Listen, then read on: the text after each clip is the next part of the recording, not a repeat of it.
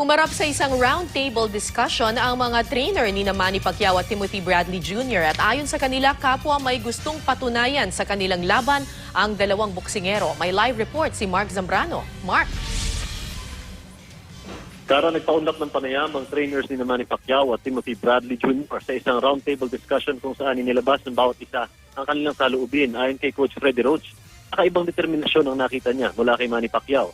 Senyales ng gutom at determinasyong patahimikin ang lahat ng spekulasyon tungkol sa kanya.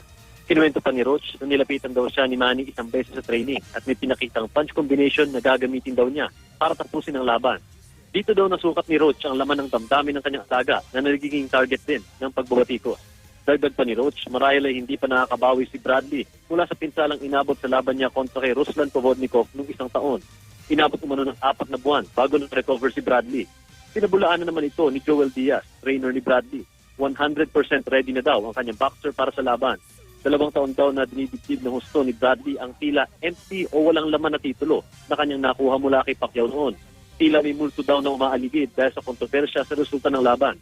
Isang bagay na tanging isang knockout victory lang ang makakabago. Pati ang boksingerong si Jorge Arce, naniniwalang kailangan ng bawat boxer na manalo by knockout. Pero kung hindi raw manockout ni Manny si Bradley, malamang ay manalo sa decision si Bradley.